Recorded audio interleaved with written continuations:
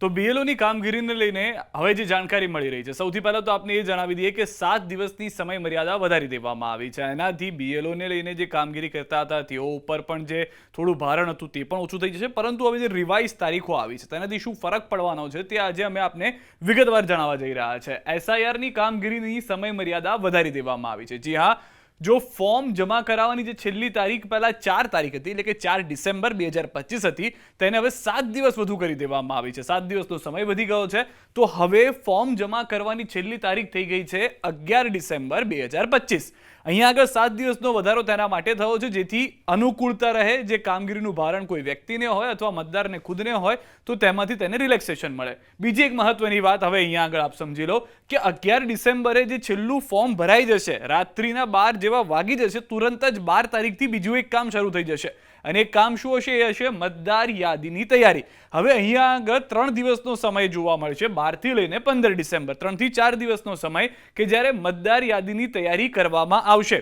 હવે જે ફોર્મ ભરવામાં આવ્યા છે, જે ફોર્મ બીએલઓ તરફથી ભર્યા છે, તમે જે વિગતો નાખી છે, આ બધી વિગતો અહીંયા આગળ 12 થી 15 ડિસેમ્બરમાં ભેગી થઈ જશે અને સૂચિત મતદાર યાદીની જાહેરાત પણ કરી દેવામાં આવશે, જેની તારીખ હશે 16 ડિસેમ્બર. 16 ડિસેમ્બરે જેટલી પણ વિગતો આવી છે એસઆઈઆરની કામગીરી દરમિયાન, એ 16 ડિસેમ્બરે સૂચિત મતદાર યાદીની જાહેરાતની તારીખ આપી દેવામાં આવી છે.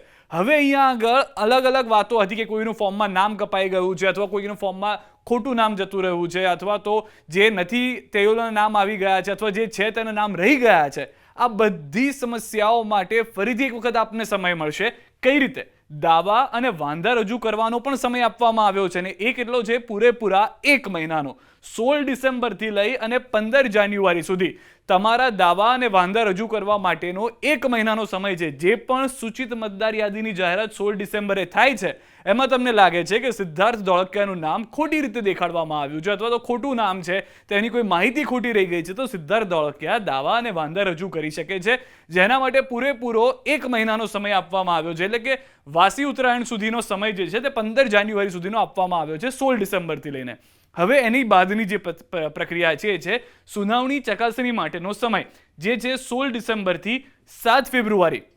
જેવી રીતે ચકાસણી ફોર્મની થતી હોય છે, સુનાવણી કરવા દાવો છે કે રજૂ કર્યો તમે કે આમાં તકલીફ છે, આ બધી જે વાતો છે તે તેમના સુધી જાય છે, તેઓ સુધારણા કરે છે, તે ફરીથી એક વખત ભૂલ જો તેમને લાગે છે અથવા તો કંઈક ખોટું થયું છે તો તેની ચકાસણી કરવામાં આવશે. તેનો જે સમય છે તે 7 ફેબ્રુઆરી સુધીનો છે. પહેલાનો 1 મહિનો તમે દાવો કરી શકો છો. 1 મહિના દરમિયાન કામગીરી પણ સાથે સાથે થતી રહેશે, 16 થી 15 જાન્યુઆરી સાથે. અને 15 જાન્યુઆરી પછી પણ જો કામ રહી જાય છે તો તેના માટે પણ 7 ફેબ્રુઆરી સુધીનો સમય જે છે તે જોવા મળશે.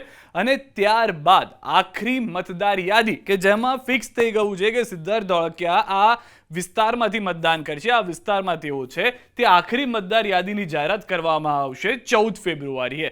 14 ફેબ્રુઆરી એ દિવસ હશે કે જ્યારે એસઆઈઆરની કામગીરી સંપૂર્ણ રીતે પતી ગઈ છે તેવું આપ માનીને ચાલી શકો છો, કારણ કે ચૂંટણી નોંધણી અધિકારી જે ચૂંટણીના જે ફોર્મ હતા તે 14 ફેબ્રુઆરી સુધીમાં થઈ જશે. હવે અહીંયા આગળ વાત હતી કે માનદ વેતન શું આપવામાં આવી રહ્યું છે, તેને લઈને પણ થોડો વિવાદ હતો. તેને લઈને પણ એવી વાત હતી કે જે બીએલઓ કામગીરી કરી રહ્યા છે તો બીએલઓનું માનદ વેતન છે ને તેને બમણું કરી દેવામાં આવ્યું છે. એટલે કે બીએલઓ માટે એક આર્થિક સહાય જાહેર કરી દેવામાં આવી છે. પહેલા શું હતું કે બૂથ લેવલ અધિકારી, એટલે કે જેને આપણે બીએલઓ કહીએ છીએ, તેને અત્યાર સુધી 6000 ઇન્સેન્ટિવ આપવામાં આવતું હતું, તેનું હવે વધારીને કરી દેવામાં આવ્યું છે 12000 રૂપિયા, ડબલ કરી દેવામાં આવ્યું છે. મતદાર યાદી સુધારણા માટે બીએલઓને પ્રોત્સાહક રકમ પણ આપવામાં આવશે. મતદાર યાદી સુધારણા માટે પણ જે કામકારી કરવાનું છે તેમાં પણ બીએલઓને કામગીરી માટે પૈસા આપવામાં આવશે, જે અત્યાર સુધી 1000 રૂપિયા હતું, જેને પણ બમણું કરી અને 2000 રૂપિયા કરી દેવામાં આવ્યા છે. ત્યારબાદ બીએલઓ સુપરવાઇઝર કે જેઓ બીએલઓ સુપરવાઇઝર જે આ બધા બૂથ લેવલ અધિકારીઓ છે તેને જે સુપરવાઇઝ કરી રહ્યા છે, તેઓને અત્યાર સુધીમાં માનદ વેતન 12000 રૂપિયા આપવામાં આવતું હતું, તેને પણ વધારીને 18000 રૂપિયા કરી દેવામાં આવ્યું છે. અહીંયા આપ જોશો તો ખ્યાલ આવશે. સહાયક ચૂંટણી નોંધણી અધિકારી એરો જેને આપણે કહીએ છીએ, તેઓને અત્યાર સુધી 1 પણ રૂપિયા નહોતો આપવામાં આવતો. સહાયક ચૂંટણી નોંધણી અધિકારીને 1 પણ રૂપિયા નહોતો આપવામાં આવતો. તેના કામના ભાગરૂપે તેઓને ચલાવવામાં આવતા હતા. તેને વધારીને સીધા કરી દેવામાં આવ્યા છે 25000 રૂપિયા. તો ચૂંટણી નોંધણી અધિકારી જે એરો છે ERO, તેઓને પણ 1 પણ રૂપિયો આપવામાં નહોતો આવતો. તેઓને પણ હવે 30,000 રૂપિયા આપવામાં આવશે. એટલે કે જે કામ લેવામાં આવી રહ્યું છે તેમની સામે તેમને ઇન્સેન્ટિવ માનદ વેતન પણ પૂરેપૂરું આપવામાં આવશે. બીજી તરફ સરળતાથી આખી જે કામગીરી છે તે પતી જાય તે માટે 1 થી 1.5 મહિનાનો વધુ સમય કે જે 7 દિવસની તારીખ વધારી દીધી છે. ત્યારબાદ તમારું ફોર્મ આવે છે તમારી પાસે 16 ડિસેમ્બર સુધીમાં તમારું નામ આવે છે.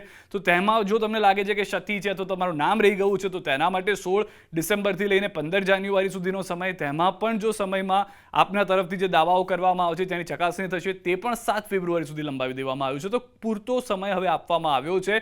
ફોર્મ ભરવા માટે હજી 7 દિવસ વધારવામાં આવ્યા છે. એટલે કે 4 ડિસેમ્બરના બદલે હવે તમે 11 ડિસેમ્બર સુધી તમારી જે પણ પ્રક્રિયા બાકી રહી ગઈ છે તે પૂરી કરી શકો છો.